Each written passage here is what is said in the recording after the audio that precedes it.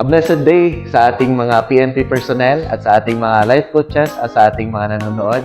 Nandito po tayo sa Benguet Provincial Office at kasama ko po ang snappy na PESPO ng Benguet PPO, si Police Executive Master Sergeant Joseph Pedro. Sir, good afternoon po.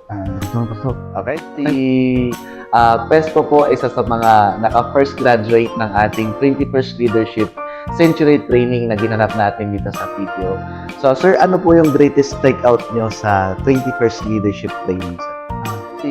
Unang-unang magandang hapon sa atin, mas lalo na sa mga nanonood. And then, gusto ko pong magpasalamat sa NJK Philippines para sa paggawad ng leadership seminar and sa ating mahal na Provincial Director, Big Bro, Police po ng Lambertship. Isama ako sa leadership seminar ng NJK. And then, ang gusto ko lang sabihin is maraming salamat dahil dito ko natutunan na ang leadership is not yung dati kasi is more on the principle of command and control.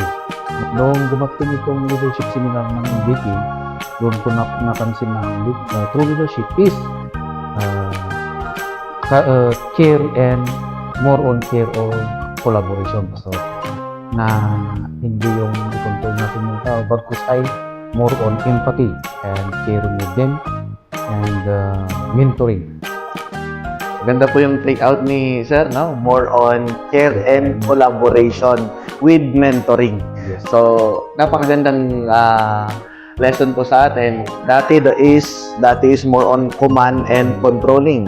So, yun po yung greatest takeaway ni sir ngayon. Paano po nakatulong sa inyong trabaho, sir, at sa relation nyo sa mga kasamahan nyo, sir? Regarding naman sa trabaho, Pastor, mas lalong naging maayos yung pakikitungan ng mga ng kapwa nating kapulisan. Mas lalo yung pakikisalamuhan natin.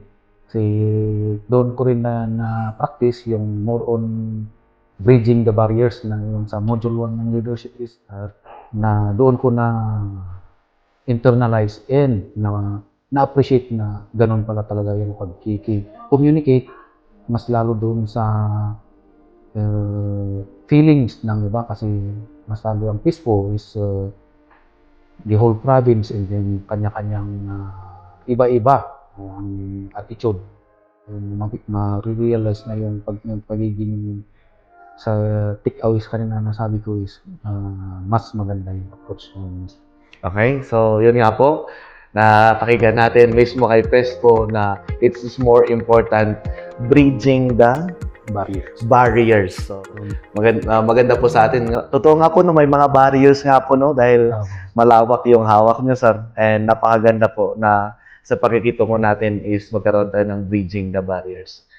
Okay, salamat po PESPO sa ating banting pag-uusap at God bless po sa inyong trabaho. Salamat po, Pastor.